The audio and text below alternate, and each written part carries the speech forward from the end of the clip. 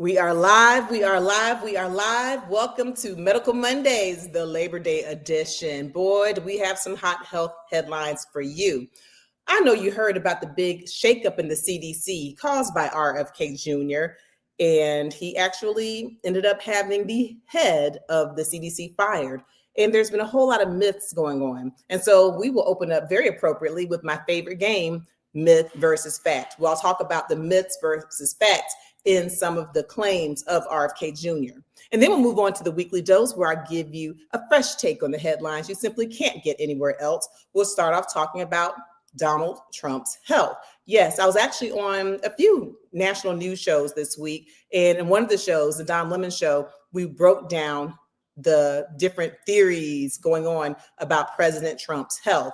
And so we'll talk about what has been shared by the White House versus the differential diagnosis. In other words, I'll need you to help me as we go through the possibilities of what could be going on with his health based on what we're seeing of him out and about in the streets. And then we'll talk about Austin Butler. You may know him from winning a Golden Globe from Elvis, that movie, or in the start of his career, he was on Zoe 101, a few things he's been on. Well, he shared that he had some glass stuck in his foot for 8 months. So we'll talk about what symptoms to ignore and which symptoms not to ignore, and when you have signs of what could be really serious, like a foot infection.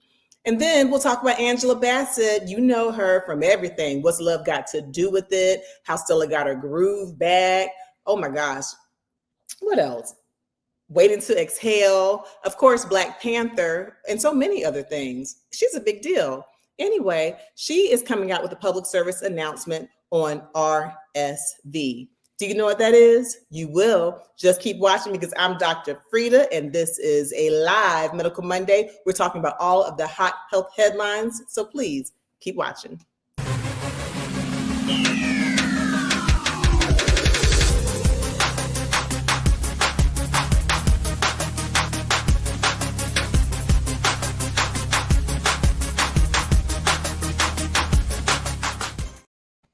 Hello, hello. We're live. I'm Dr. Frita. Let's go ahead and get this thing started. You know I'm not doing it alone. To my office manager and my co-host, Ms. Shador, please come to the front of the stage. Hey. How are you doing, Shador? Good, Dr. Frita. How are you? Doing all right. Doing all right. I hope you had a good weekend. Yeah, I did. How about yourself? Mine was a bit interesting, and I'm actually losing my voice a bit here, but I'll see if I can keep it pushed out for this Medical Monday to give y'all all the facts that we need. Now, you know, I had a very eventful week, I will say. I was on the Don Lemon Show on Tuesday, where I was talking about Trump's health and people wondering about the bruises on his hands and his swollen ankles. And then on Wednesday, I was on the national news show, News Nation, Morning in America, talking about RFK Jr. and Governor Abbott with their Make Texas Healthy Again initiatives. Check that out, please, on all of my social media platforms. To everyone who is listening, on IG, Facebook, TikTok, you name it, I have it on there. You definitely want to watch my News Nation interview, because I gave my very honest opinions on Make Texas Healthy Again. Hello, everybody. And then again, for a second time this week, I was on the Don Lemon Show, and we were talking about the CDC shakeup, which is what we're going to start off talking about today. So we know that RFK Jr. was butting heads with the newly appointed Dr. Susan Menarez, and she, according to her team, did not want to sign off on some misinformation about subjects such as the vaccines. So they clashed heads, and RFK Jr. asked that she resign. She refused to resign, reportedly, and so then she was fired by the only one who has the authority to fire her, President Trump. And so now, since then, RFK Jr. has been out and about talking about some of his disagreements, and we all know that he has been not just since being appointed to the head of the Health and Human Services, even prior to that, RFK Jr. has been sharing misinformation, quite frankly, about vaccines and other health issues. And so now we're going to kind of break up some of these myths versus fact, and we'll open up with our game. But Shador, first tell me who's the first person in the chat today. Absolutely. First in the chat today is Purple Onion. Hi, Purple Onion. Welcome, welcome. All right. And in the chat, if you are off today, put off. If you are working on Labor Day, put working. All right, let's get this thing going. And please make sure you give me your undivided attention because right here on Medical Monday, we are very interactive. All right, so first let's go ahead and play the clip and then let's get into our myth versus fact segment. All right.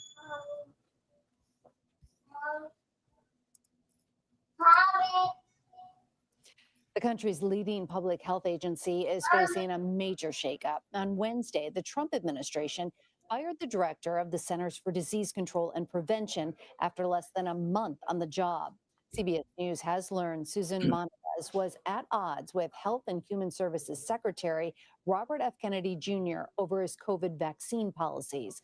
Her attorney claims she was targeted after refusing to, quote, rubber stamp unscientific directives and fire dedicated public health experts. Kennedy blamed the CDC while speaking at a news conference with the Texas governor earlier today. The CDC is an agency that is very troubled for a very long time, and anybody who lived through the COVID pandemic and saw all of these bizarre recommendations that were not science-based. CBS News White House reporter Aaron Navarro joins us now. Aaron, thanks for stopping in with us. You have some new reporting about who the Trump administration wants as the next CDC director. What have you learned? Meg, we have learned from a source familiar with the move that Jim O'Neill, currently the Deputy Secretary at the Department of Health and Human Services, is now the acting director of the CDC. All right. So, yes. So, Dr. Susan Monarez has been fired and she's been replaced, at least as an interim director of the CDC, with Jim O'Neill. Just to give you a little medical background on Jim O'Neill, he is not a doctor.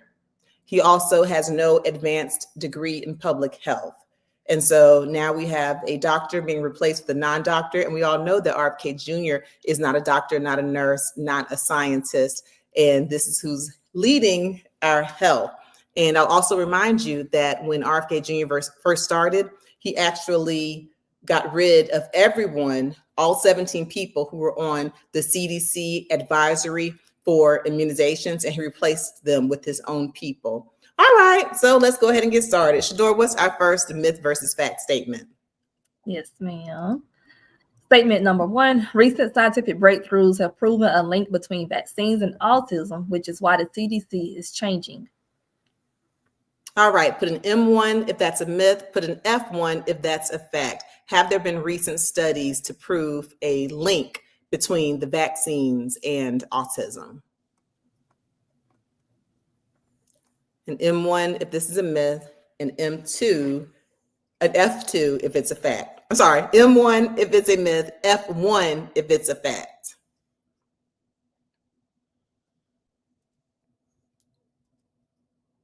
All right, myth versus fact statement number two, please.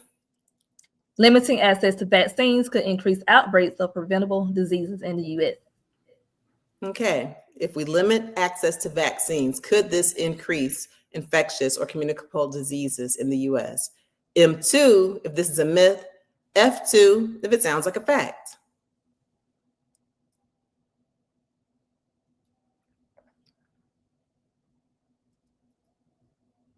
All right, myth versus fact statement number three. Natural infection always provides stronger and longer lasting immunity than vaccination does. All right, if you get your immunity naturally by actually getting the infection as opposed to by a vaccine, does that natural immunity always provide a better immunity? M3 if that's a myth, F3 if it's a fact.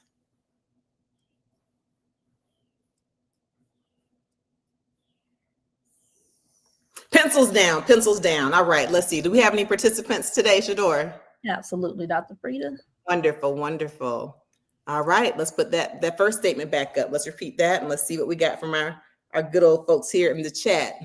Recent scientific breakthroughs have proven a link between vaccines and autism, which is why the CDC is changing. All right, what say you folks in the live chat? All right, so Marina, hello. Hi, Marina. Marina says myth. All right, Marina, myth. Mr. says a fact. You think it's a fact that there have been some recent studies to show a link, all right? Auntie Eva, hey. Auntie Eva. Says a myth. A myth. You don't think there's been any new studies showing that vaccines cause autism? Okay. Planet Life also says myth. All right, Planet Life. Over on IG. Hey, welcome, IG. Ooh, I gave y'all a lot this week, IG. Now, come on. Miss Vicky B says it is a myth. Miss Vicky B, absolutely. You must have been, okay, watching what I'm giving. Welcome from IG, Miss Vicky B. Now, what I do over there, oh, you got all of the first look at all of the clips that I did on when I was on Don Lemon on Tuesday, when I was on News Nation on Wednesday, back on Don Lemon on Thursday. And plus, I did a short. I pulled a short where I was a collaboration with the Don Lemon channel where they highlighted one of my answers on his show. And then, oh, shoot, I just gave y'all something else. I gave you a little short take on 9 mistakes you're making when checking your blood pressure. So that's what we got going on IG. Vicky B, thank you for joining us this morning, afternoon. Ketley says myth. You think it's a myth? Okay. And Ramona says a myth as well. Hi, Ramona. All right. So there have been recent links from vaccines as a cause of autism, myth versus fact. This is a myth. This is a myth. And this is really an age-old tale. And I'll tell you, this is one of the big parts of the misinformation that RFK Jr. has been spreading. And you can actually look this up. Look, well, I don't know, at least prior to the CDC changes on Wednesday, you could certainly look this up yourself. There are several sources. I'll tell you, way back in the 1990s, there was a study that was published by The Lancet. And in that study, in the 1990s, there was a conclusion that there was a link between autism and vaccines. Well, there were only 12 children in that study, which is a very small study, and it was actually found that there was fraud in the study. In other words, the scientists were changing answers and outright putting things that were not true in the study. So ultimately, of the scientists over that study, all of them withdrew the information, okay, stated pretty much that there was fraudulent information, except for one, and he was actually found objectively to be fraudulent, and the study was actually pulled from the Lancet. Since then, decades later, hundreds of thousands of children have been studied on multiple continents, and there has been no cause and effect found between vaccines and autism, okay? And so if you look at any of the recent statements from the CDC, from American Academy of Pediatrics, from any of the reputable sources, then you will find that there has been no link between vaccines and autism, okay? So that statement is a myth. All right, what's next, Shador? Statement 2, limiting access to vaccines could increase outbreaks of preventing diseases in the U.S. Okay, if you limit access to vaccines, you could increase the breakout some of these infectious diseases. All right, what say you? All right, Cool Breeze, hello. Ooh, Summer Breeze. Hey, Cool Breeze. Cool Breeze says a fact. A fact that if you limit our access, then we might get more diseases. All right, Cool Breeze. I like that name. Janet agrees it's a fact. Miss Janet, Miss Jackson. Okay, all right. Lisa D says a fact as well. Hello, Lisa D. Okay. TT NQ says it's a fact. It's a fact. Okay, all y'all are on one accord so far. All right, who else we got? Charlene says a fact as well. Hi, Charlene. Then we have Open Heart. Hi, Open Heart. Open Heart says it is a myth. Okay, Open Heart says it's a myth. So the statement is, if you limit vaccines, that might increase the outbreak of disease. Open Heart says that's a myth. Okay. And then a little activity on IG. Pamela. Hey, Pamela. Welcome from IG. Pamela says fact. Says a fact. And Slinsay says a fact. A fact. So most people said that it's a fact. If you limit our access to vaccines, then it might increase the infectious diseases. All right. And this indeed is a fact. Okay. And in saying that it's a fact, that's not just a theory. It's something that has been proven historically. It's been proven historically. And I definitely encourage you. So everyone who's joined us over on IG and on all social media platforms, I did put some links up, and some will be coming right here on the YouTube channel, where I go through the details on the history of vaccines. And basically, you often wonder, why aren't people afraid of the boogie? Why aren't people afraid of vaccines? Why aren't they afraid of not having vaccines? And the answer is, why aren't people afraid of the boogeyman? Because they've never seen him. people in this country, in the United States, really haven't seen a world without vaccines. And if they have seen a world with vaccines, people who are old enough to have lived it, then there would be a little bit of a greater understanding.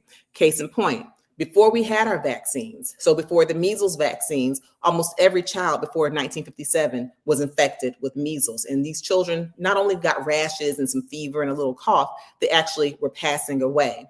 Before the polio vaccine, it was very commonplace. You know, my parents are in their 70s. Look, they're going to tell me off. My parents are in their 70s, and it was commonplace to see children who were either paralyzed or who had passed away from getting polio. This is before vaccines. Before smallpox, y'all don't even know what smallpox are. Why? Because it's been eradicated thanks to vaccines. But before, when children were not having vaccines from smallpox, almost all of the kids, or like 80% of the children who were exposed to smallpox and who actually developed smallpox, passed away. In other words, we have a clear record in our history that prior to vaccines, more people were passing away from these communicable diseases. And if you don't believe it, well, let's just take a look right here in 2025. When we think about measles, right? Measles vaccines, MMR, it's been around on the childhood vaccination schedule. But we have people like RFK Jr. who state that who in the past at least, he stated that the measles vaccine was dangerous and he was discouraging of the measles vaccine. You'll hear where he says things he kind of flip-flops about, but by and large, when you look at his history, then he's been quite skeptical of the measles vaccine. And we also take a look here and we see that there's been a decrease in the uptake of many vaccines, including the measles vaccine. Well, what's happened?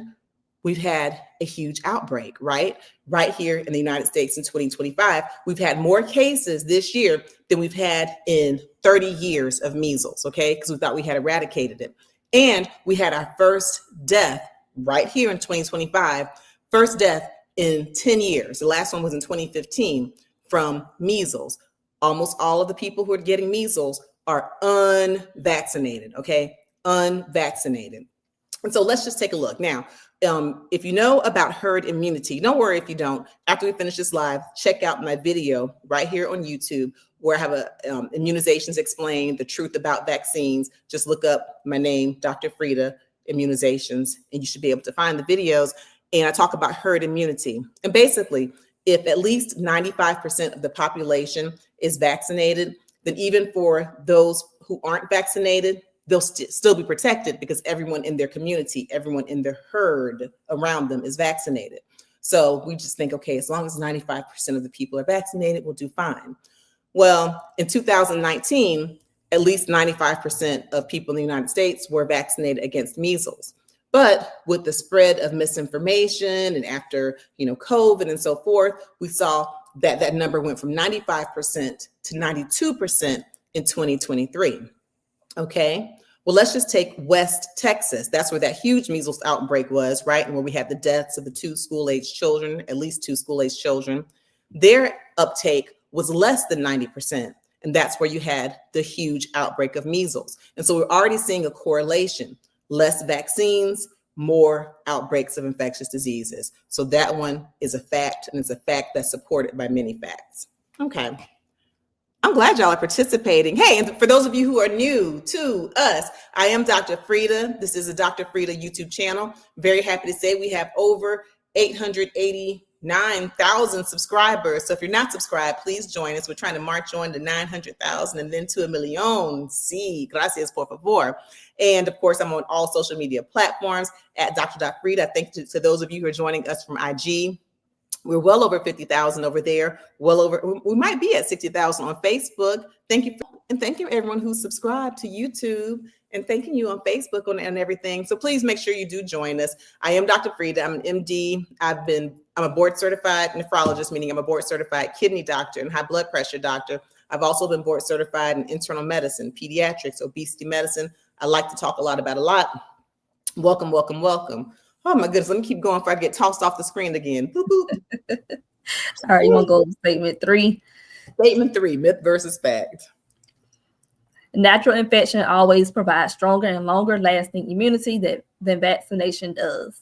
Ooh, this is going to be a good one. I can't wait. Okay. All right. We have Ms. Francis joining the chat. Ms. Francis says myth.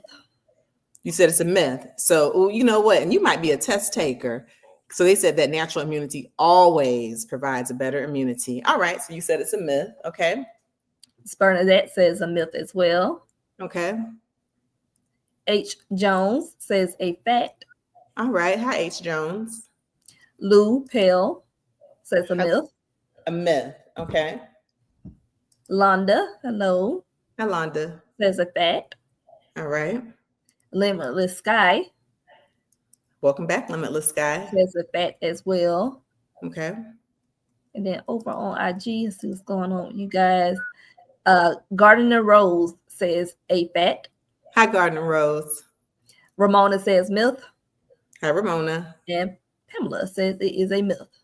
All right. So we got a real mixed bag on this one, huh, Shador? Yes, and this probably was the hardest question, I would say. So I understand every single answer. But guess what?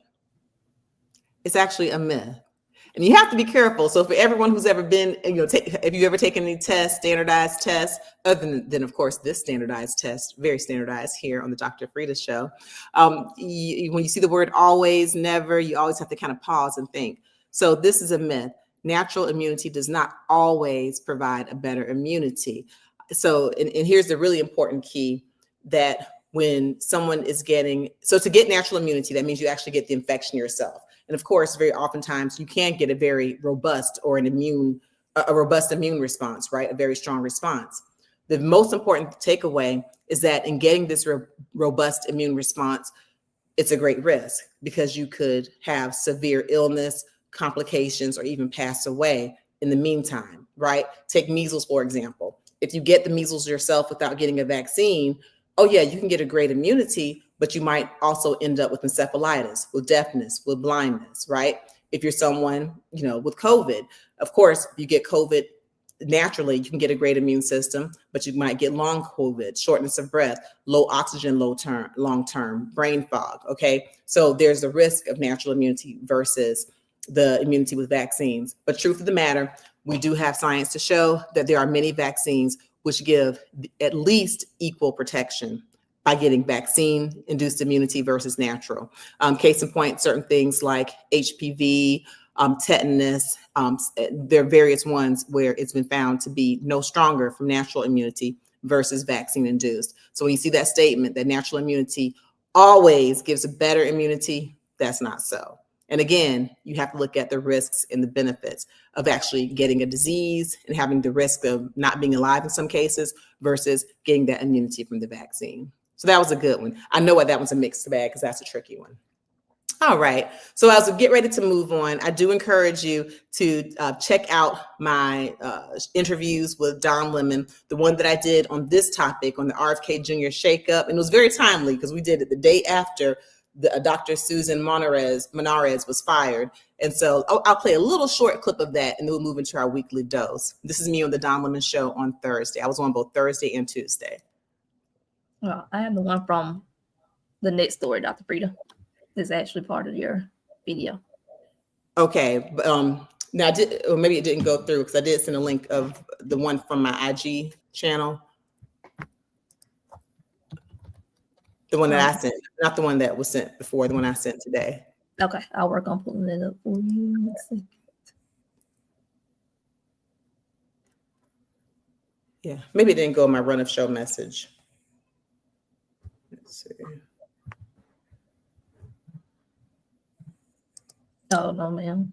Okay, that's okay. If y'all go look, because I posted it, and you will see on my IG channel, my Facebook channel, TikTok, LinkedIn, and it will be labeled RFK Jr CDC shakeup. And then you'll see I was on for a full half hour at least on the Don Lemon show. So please make sure you check that out and give us a like, please. Make sure you give us a like and a subscribe and a follow. It's a free way to support the channel, and we really, really appreciate it. So go ahead and please click that like button as we get into our next topic.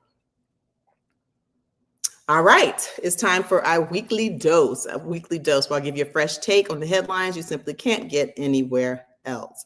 All right, let's open up, in keeping with the talks about the White House, let's talk about President Trump, because there's been a lot of speculation about his health. Now, this is a reflection of, I was on the show on Tuesday talking about his health, talking about Donald Trump's health, because he's had the bruised hand, he's had the swollen ankles, and at one point he was out of the media's eye, like from Wednesday all through the rest of the week last week, and people were making lots of speculations. So let's go ahead and play a clip about his health, and then we'll get into this discussion. All right.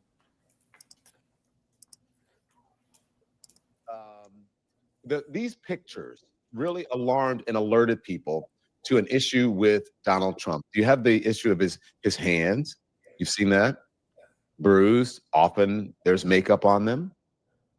And then you have his ankles, or what people are calling his cankles, from Donald Trump, swollen. And then the appearance of his skin. Look at those. Those were the original things that people were talking about. And so to wonder about, look at that,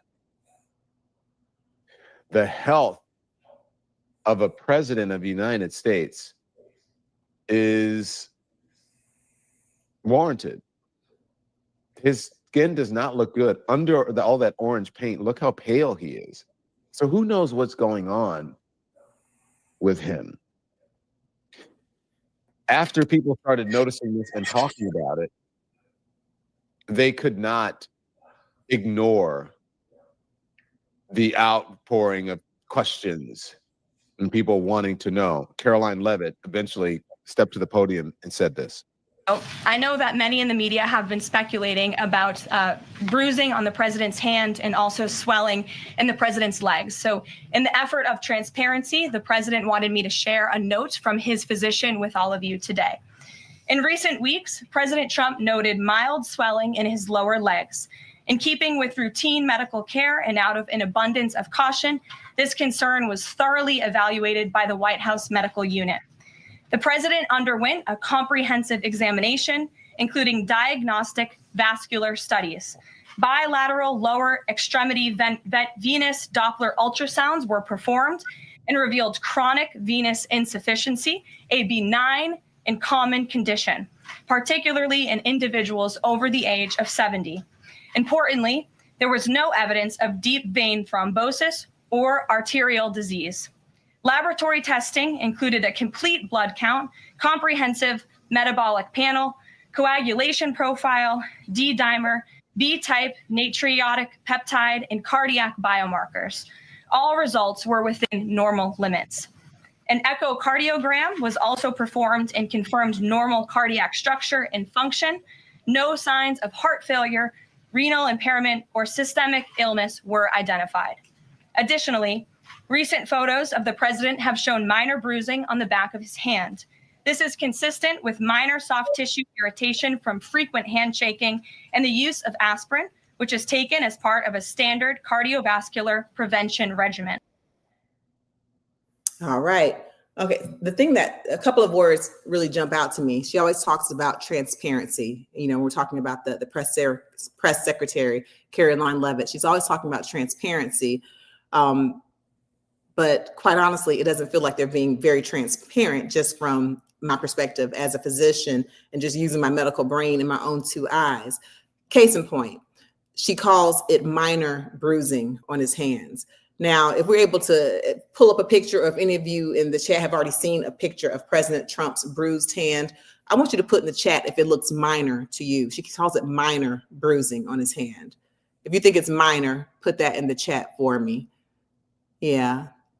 If you think it's major, put that in the chat too. Put major, because I'll tell you, as a physician, and what they're showing us, and it got even worse as we've progressed, even since that day, and even since Tuesday, it's really a pretty significant bruising. So I would not classify it as minor bruising on his hands. But here's what I want you to do, medheads. I want y'all to help me out. Let's go through and be some, physician investigators, and let's talk about the potential causes of what we're seeing as far as President Trump's health. Okay, let's talk about Donald Trump's health, and we'll talk about what has been stated, from the White House, what his health issues are versus the possibilities and really the likely possibilities. And so I want y'all to go ahead and put in the chat, what do you think could be some possibilities of this bruising in his hand? So we'll start there. So what they shared that he takes aspirin, okay? And aspirin is something that can, or in the past has been studied as something that can help to prevent heart disease, okay? It can help to prevent strokes and help to prevent heart attacks. And at one point, it was actually recommended that adults over the age of 40 take a low dose aspirin, okay? An 81 milligram aspirin once a day. And what aspirin does is that it keeps your platelets from sticking to each other as much. And so, when you think about your blood cells, your blood, you have your white blood cells, which help to fight infections. You have your red blood cells, which participate in helping you to not be anemic. Okay, these are your oxygen carriers, your hemoglobin that keeps you from being anemic. And then you have your platelets. Your platelets help you to form clots. So if you were to cut yourself right now, don't cut yourself, anybody. If you would accidentally cut yourself, you would start to bleed, right? But very quickly, the bleeding would stop. You form a clot. Well, platelets are a big part of that and going and sticking to the place of injury, and they help to stop clots. The problem is that platelets can also stick to plaques or atherosclerosis in heart arteries, for example. Your plates can be really sticky and help to increase the size of plaques, and that can cause blockage in your heart and lead to a heart attack, right? Same thing in the brain. Platelets can go and they can stick to calcium deposits and fatty deposits, and the platelets can get in there, stick everything up, stick, really sticky, and they can cause you to have a blockage in a brain vessel, which will lead to a stroke, right? A cerebrovascular accident or an ischemic stroke in that case. Well, so if you take a low dose aspirin each day, an 81 milligram, preferably enteric coated aspirin, something that won't be as likely to cause an ulcer, then theoretically that can keep the platelets from sticking together so easily. So instead of sticking to clots and causing blockage, then perhaps the platelets will go on by. That's just a bit of the scientific history behind a low dose aspirin. Well, according to the White House, Trump takes an aspirin, which is what makes him bruise with the quote unquote minor bruising that looks major to me. All right. Does anyone put anything as we try to figure out the possibilities of what could cause bruising in his hand? Any takers? Yes, we have a couple people chiming in. Hello. Princess. Hello, Princess. Princess says blood flow.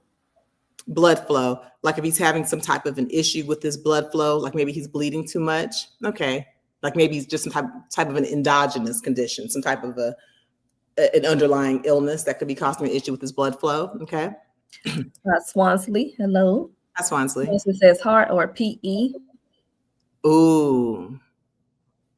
Now, if you had a PE or a pulmonary embolism, a blood clot to the lung, if he had that, then the treatment for that would be a blood thinner, something stronger than aspirin, right? Something like an Eliquis, a warfarin, a Coumadin, something that would really stop you from clotting and give you a very high risk of having a major bruising. So if you were to have a PE, a pulmonary embolism, blood clot, and if you were on a stronger blood thinner than aspirin, that could certainly increase his risk for a heavy bruising in his hand. Okay.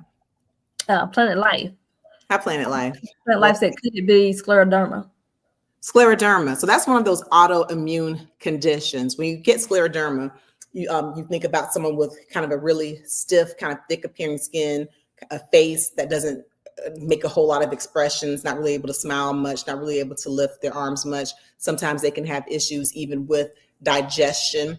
And in some cases, it can have issues with blood clotting or bleeding. Not one of the really hallmark symptoms, having really bruised up, bleeding hands, but certainly if he had some type of an autoimmune condition affecting his platelets, causing an autoimmune thrombocytopenia. So some forms of autoimmune disease can cause you to have platelets that don't work well or platelets that are attacked. So that's somewhere in the differential diagnosis. And again, of course, I'm not Donald Trump's doctor. This is just, as we do here on Medical Mondays, we always take the headlines and we just try to learn from them. So that's one of the possibilities. And I will tell you before we end what I think about what has been said about this handshaking in the aspirin, whether I believe that or not, in my own personal opinion. All right, what else do we have? Totally about diabetes. Diabetes. So, okay. No, that's the name. Totally about diabetes. Totally about diabetes. Oh, okay. Hi, Totally about diabetes. Welcome to the channel. Status post IV therapy. Okay, now you're talking. Come to the front of the class, totally about diabetes.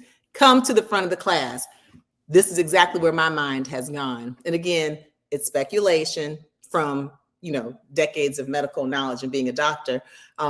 So let's just say he's only on low-dose aspirin, totally about diabetes. Okay, yes, that definitely makes you bleed more.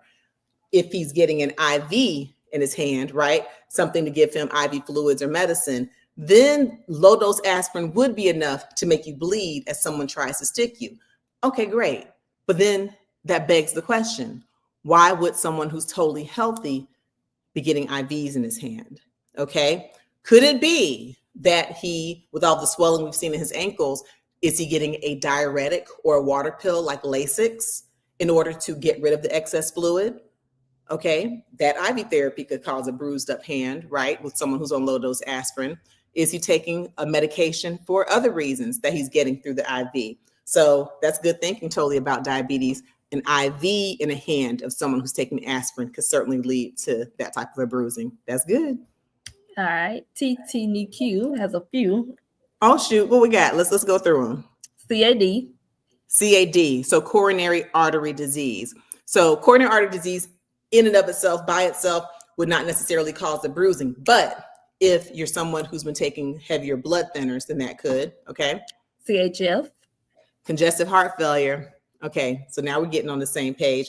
Similar to what I was just saying, if you have congestive heart failure, especially if your ejection fraction, okay, how strongly your blood pumps. Listen, after this video, check out my video on congestive heart failure explained. I'll go into it more in detail there. But if you have a severe congestive heart failure, that will require you to be on not just aspirin, but a very strong blood thinner, which could cause bruising of the hand. Okay, what else you got? Kidney disease. Now y'all know I'm a board certified nephrologist. I am a kidney doctor all day long. If you have advanced kidney disease, okay, you can get something called uremia. Uremia can cause your platelets not to stick together, and it can cause you to have a bruising, okay? So you can definitely get a bleeding disorder associated with advanced kidney disease. Also, let's just say, going back to the kidney disease, and let's connect it with the swollen ankles. If your kidneys aren't working well, you can have an issue with the amount of urine you make, right? And if you're not making enough urine, you can get a backup, which can cause swollen ankles. What can you do for your swollen ankles that you got from kidney disease? You can use an IV to give you the water pill, which again, if you're on a blood thinner, you use an IV, you take the water pill that can help the swelling go down. But then sometimes a heavy diuretic or a heavy water pill can worsen kidney function. So I like that. You come to the front of the class. All right. You got us a little list there. All right. And then Ms. Rosalind. I'm Ms. Rosalind. Ms. Rosalind says heart issue or hematoma from blood draw. Very good. Okay. So going back to the hematoma, if you were getting some blood drawn, usually they don't draw blood from this side of the hand. You think about it from the antecubital fossa or the part right at the bend of your elbow. But, it's possible. But certainly if he's getting his blood drawn, then that could, and on a low dose aspirin, that can do it. All right. Anyone else? And I'll tell you what I think about the theory of the aspirin and the handshaking of the bruising. Yes. Marina says, could it be vitamin C or vitamin K deficiency? Well, certainly vitamin deficiencies, it is possible. And, you think about vitamin C deficiency, you think about where you can get those little perifollicular hemorrhages, okay, or like bleeding around hair follicles. It's possible. For someone who is the president of the United States of America, I really would expect him to have a high vitamin intake. He's got his own personal doctors on hand. So for that reason, it wouldn't be on the top of my differential diagnosis. Certainly if he were someone who, if he were impoverished, if he were in one of the many food deserts that we have, if he were in a low income country, it would be higher. But the short answer is yes, having certain vitamin deficiencies can cause a bleeding. I would be shocked if he had it, because even though certain diseases can put you at risk for vitamin deficiency, in his position and with his level of health care, vitamin replacement is one of the simplest disorders to correct. And so I would be shocked if he actually had that. That's definitely a good thought.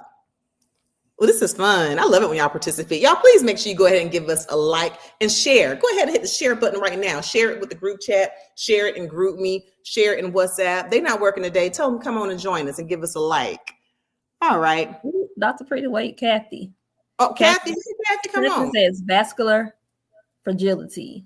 Vascular fragility. Do you just have weak, older vessels that, aspirin or not, are just breaking down and causing you to bleed? Absolutely. And we know that he's 79 years old, high possibility of having vascular fragility, which in a sense is what they say that he does have when it comes to his swollen ankles, which we'll touch on as well. So vascular fragility, chronic venous insufficiency. Let me let you know what I think as far as his hands and the bruising, and then we'll move on to the swollen ankles and then keep it moving. Okay, so the explanation from the White House was that he has the bruising because he's taking aspirin and he shakes a lot of hands. This is why, one of the reasons why that doesn't fit for me. One, I mentioned before that it has been standard of care in the past for everyone who's over 40 to take a low dose aspirin every single day to prevent heart disease. Well, let's just look at the presidents in the past. Okay. They've been over 40. Okay. Which means that if they're following standard of care, then they probably all would have been taking a low dose aspirin short of some allergy or some other reason. Again, looking at the presidents in the past, they all shook hands. They all shook hands all day, every day, practically, right? And so if the explanation is simply that he took aspirin and that he shakes a lot of hands, then I would have expected to see this bruising in at least one other president. We didn't see it with President Obama. We didn't see it with President Bush or President Bush. We didn't see it with President Clinton. We just haven't seen this. And so that, as a simple explanation, is not enough. There's more going on, in my opinion. But again, according to the White House, the bruising is from low-dose aspirin and from handshaking. That is their answer. Here, where we're all med heads and we think about things deeply, we're just digging into further possibilities to help to live our own healthy, happy lives and to keep our minds ticking. All right. And then for the swollen ankles, any of y'all have any thoughts on the swollen ankles? I am going to tell you what the White House has said, which is a feasible explanation, by the way. They've said that he has chronic venous insufficiency. And so we'll talk about that. But as I talk about it, I want y'all to give me what y'all think could be some other possibilities of a person who has swollen ankles. And Dr. Frita, while we're waiting on those possibilities, super chat from David. Super chat. Thank you. I appreciate you, David. And you want to know, is it hard to get an office visit? Is it hard to get an office visit? Well, no, just go ahead and give it a try. You can click the link in the description. You can go to dr.frita.com. And listen, what you see is what you get, because Shador right here is not only my co-host, she's also my office manager. And so you'll get a chance to talk to her and to set up an appointment. So please do. We accept most insurances. So please come on in. I'd love to talk to you. Yeah. Thank you, David. All right, so let's talk chronic venous insufficiency, and then I'll see what our med head said before we move on. So the White House has given an explanation that Trump's swollen ankles are due to chronic venous insufficiency. And this is something that is highly possible because this is a benign condition that is common. And the biggest risk factor is being of an older age. Being older than 50 and certainly being older than 70 could put you at an increased risk. And quite simply, chronic venous insufficiency means that your veins are not functioning properly enough. So we have our veins. Okay, so we have our arteries, which take our blood that has oxygen, or oxygenated blood, from the heart to all of our tissues, from the root to the tutor. We have all this nice oxygenated blood that gets taken to all of our bodies. Well, then that blood flows through the capillaries and then through our veins. Our veins have our deoxygenated blood, the blood that needs to get back to the lungs so it can get oxygen.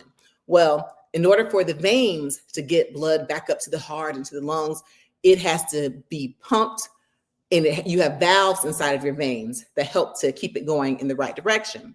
Well, when you have chronic venous insufficiency, that venous system is not working quite well. The vein system is not working so well, and these valves aren't helping to pump the blood back up to the heart as efficiently. And you can get things like spider veins, varicose veins, swelling, changes in the color of your skin, ulcers. And in the president's case, we see that he has swelling. And so we know that he at least has stage 3 chronic venous insufficiency, if indeed that's the diagnosis, okay? And so it's benign, it's not gonna take you out, doesn't take anybody out.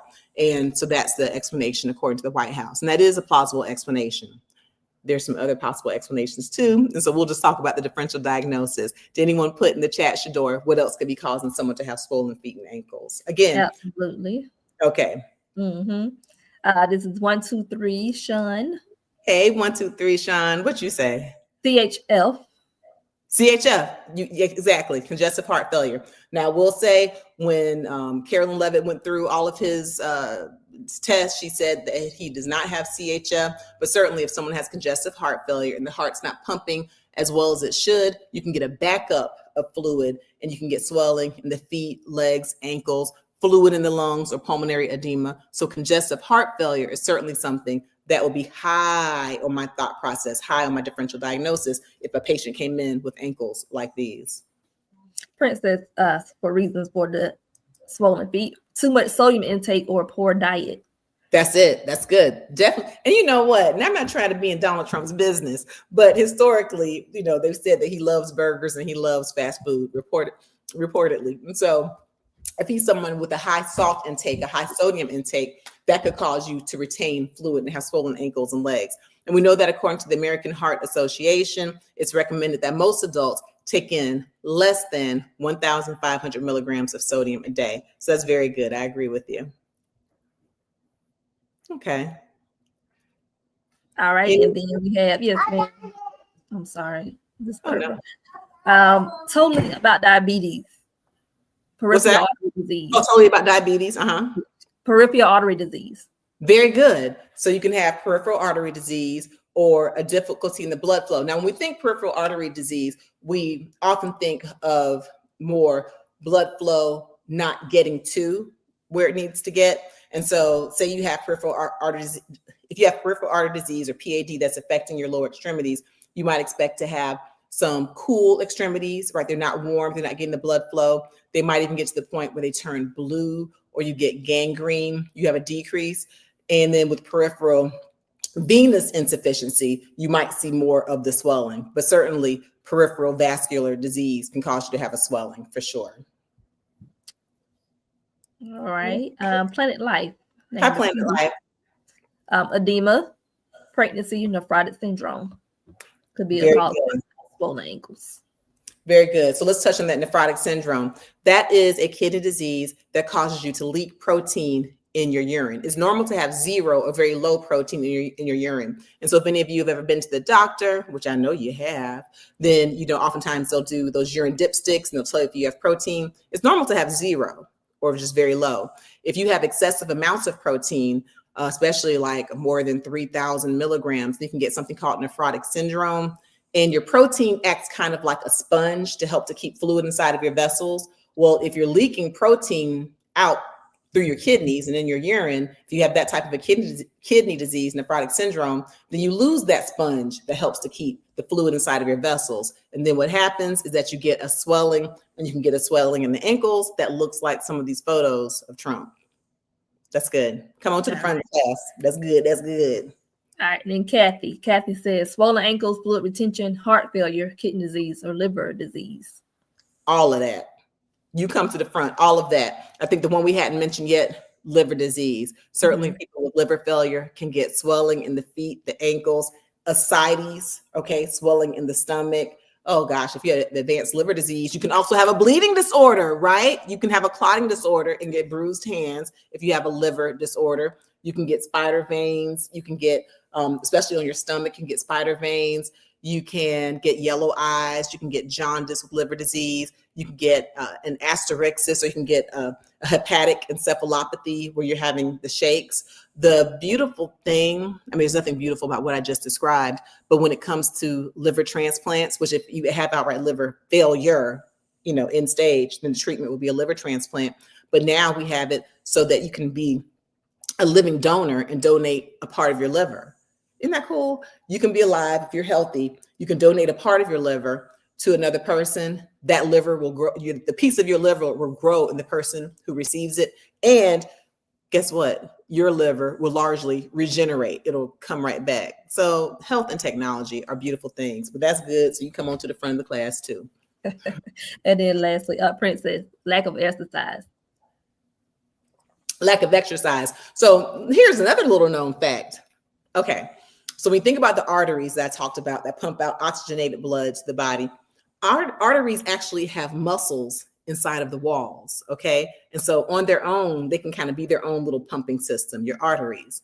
But your veins depend on your muscles to help them pump. They depend on the valves inside of them and your muscles. And so if you're someone who doesn't have muscles that are pumping and moving, then that can increase your risk for venous insufficiency and for getting swelling. And that's why oftentimes people who are taking long plane rides, for example, or long bus rides, long car rides, and their legs are just sitting still and they're not pumping the muscles, they can get DVTs or a deep venous thrombosis, deep venous thrombi, because the veins aren't moving the blood back to the heart, and then you can just get a clot. And that's another piece, getting into DVTs or blood clots. Those can lead to what looks like chronic venous insufficiency, but they call it like a post-thrombotic syndrome. So DVT is something else that I would think of if I looked at the president's ankles. They're denying it in the White House, but it's just something that I would think of. Did he have blood clots causing him to have blood thinners and bruising in his hands, and also causing him to have the post-thrombotic syndrome of the swollen legs? Very good. All right. Well, thank y'all, med heads. That was fun. Again, I'm not his doctor. I don't know if did you get what I caught myself sending you on the part of the Don Lemon show, just right there in the beginning where I'm talking about the CDC shakeup? No, ma'am, that did not come through. That is very interesting and very odd. Yeah. Shout out to our member, Dr. Frita and Miss Andrea. Hello, hello. Good morning, happy Labor Day. Yay! Thank you. Happy Labor Day. And every month we have a members only live Q&A. We have a live Q&A where only the members can come ask me questions. And thank you for those of you who participated in our last one that we had last week. That was a good one where we went back and forth. I answered your questions. Y'all gave comments. And for the live Q&As, we only talk about your medical questions. And of course, as I mentioned, I've been multi-board certified. I read every day medical journals. And so I stay up to date on various health topics. And so in order to do that, take advantage of our highest tier of membership. And then also on even not even the highest tier of membership, we have the members only videos. I definitely released some last week. Oh my gosh, right after my whirlwind week of all of the media blitzes and things that I did, I went and I was telling y'all some behind the scenes stuff that was actually quite interesting. Listen, if any of the members in here, if you got a chance to see my most recent members only, put it in here and just say I saw it if you got a chance to see it, because I share with y'all some really kind of exciting news about what I was able to do last week. So just make sure you click the link in the description or go to drfrita.com, become a member, and we really appreciate your support. Just like we appreciate you for liking this video and sharing this video and subscribing and following. We're trying to get to 900,000. Have we got, look, we might be at 890. I don't know, I'm gonna look. But we are over 889,000 subscribers. 891. Oh, we're 891? Yay.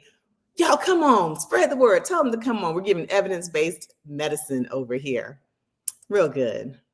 All right, Shador, shall we move on to the next portion of our weekly dose? Yes, we shall. All right. Austin Butler. Mm-hmm. All right. That is a young actor. And, you may know him from Zoe 101 back in the day. He played Elvis. He won a Golden Globe for his role in Elvis, I believe in 2022. He's been nominated for Academy Awards. And he shared that he discovered that he had a piece of glass stuck in his foot for 8 months. Oh, wow. So it's not that he didn't have symptoms, but he kind of ignored the symptoms, no pain, no gain that a lot of people have. But we're going to talk about what the possible consequences of no pain, no gain, and why you should not ignore symptoms that could be health like health threatening. Okay, let's play that clip and then we'll talk about it. Running stuff. I didn't realize that I'd had this foot pain for like 8 months, and I didn't realize that it was a piece of glass that was in my foot for 8 months.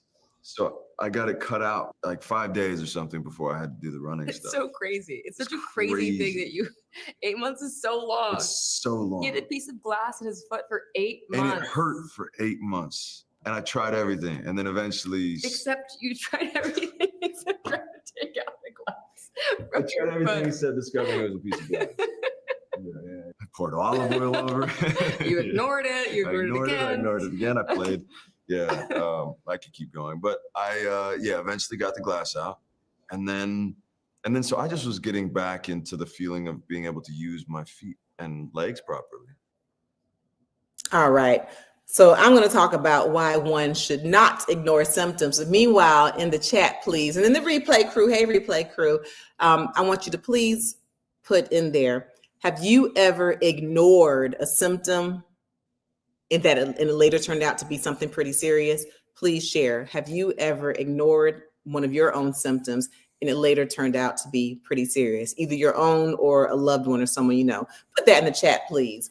Meanwhile, let's talk about this young man. We know that often people have this whole warrior mentality, no pain, no gain. I'm tough, I can get through it.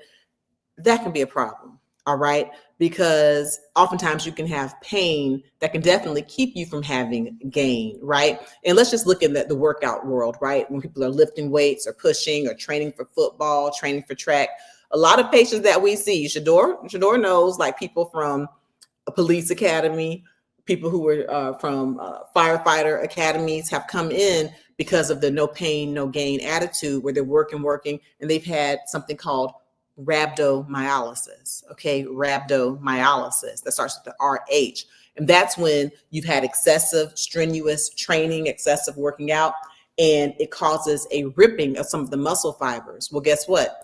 The pigment inside of the muscles is actually toxic or poisonous to the kidneys. And so if you have this no pain, no gain mentality and you're overworking yourself, lifting weights too hard, pushing too much, you can literally end up with rhabdomyolysis and kidney failure. I have dialyzed people because of rhabdomyolysis. So no pain, no gain when working out can lead to kidney failure, and you can win yourself a trip to see me in the dialysis unit. Trust me, you'd rather see me here on Medical Mondays than in the dialysis unit.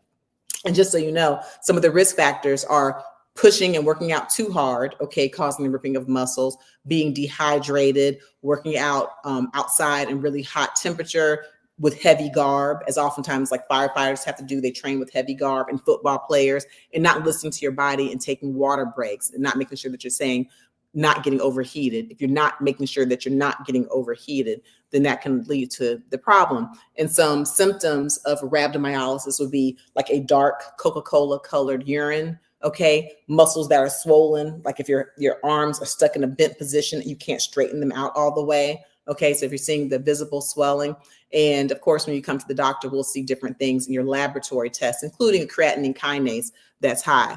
Okay, so no pain, no gain, bump that. You better listen to your body. And then, you know, in this case, he's ignored his foot pain. He said his foot hurt for 8 months, but clearly he didn't go and get it checked out by a doctor. So please don't ignore pain, especially, you know, something new to your body. And so some signs to look out for if you have something going on that's painful and you're wondering if it might be infected. Some signs of infection will be a redness or an erythema. Certainly if you have pus or swelling around it, if you have a fever, okay? So just use your good common sense and don't try to be a tough guy or a tough gal and no pain, no gain it. Go see your doctor. Did anyone share if they ever ignored a symptom that ended up being serious, Shador? No, no one shared. Okay, well, good. And I hope I didn't shame y'all talking about Austin Butler, but at least he's come to the front. He's talked about his situation. All right. Please go ahead and give us a like as we move into our last story, and I'll let y'all get on with your day. And it's with Angela Bassett. Please put your favorite Angela Bassett movie or show. Oh, David shared heart attack. David, did you have a heart attack? Yeah, David. Ignored the symptoms, maybe.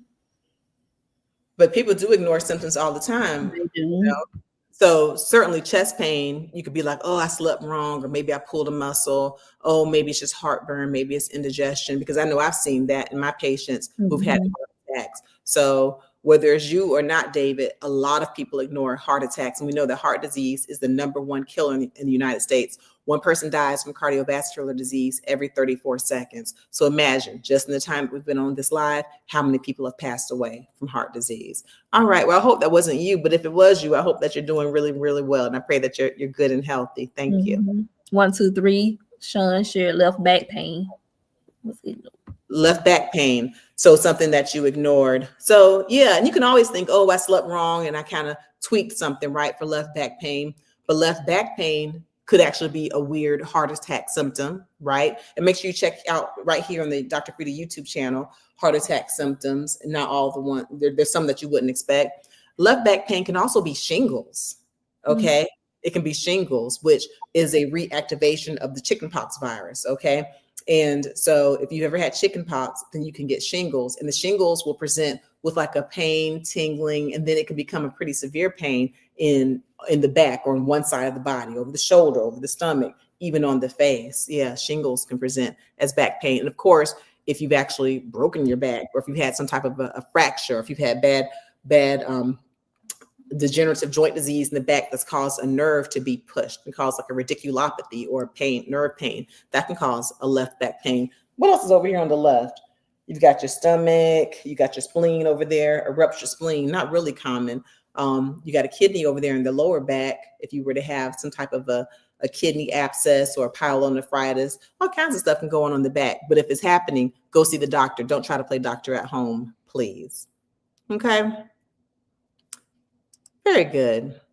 All right, we're gonna wrap up, y'all. Let's talk about Angela Bassett, and then we'll slide out the door. Put your favorite Angela Bassett movie in the chat for me. And oh, y'all, I got a lot that I like. Gosh, there's so many. I'm gonna have to say Waiting to Exhale, because y'all can't tell me anything about her lighting up that husband's car, walking away with her new short haircut, and flipping that cigarette. Y'all can't tell me anything about that scene on Waiting to Exhale. Oh, but she cut up on what's love got to do with it. Anyway, let's get to the point. She's using her platform to share really good information about health, specifically RSV, respiratory syncytial virus. All right, let's play that clip. All right. Hi, I want to talk to you about something that's close to my heart: staying healthy as we age. For me, health advocacy is personal. Watching a loved one face challenges of heart disease as a result of type 2 diabetes deeply changed me.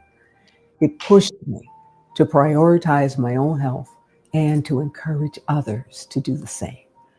That's why I talked to my doctor about RSV, a common respiratory virus that can be serious, especially for older adults or those with certain health conditions such as diabetes, asthma, or heart disease.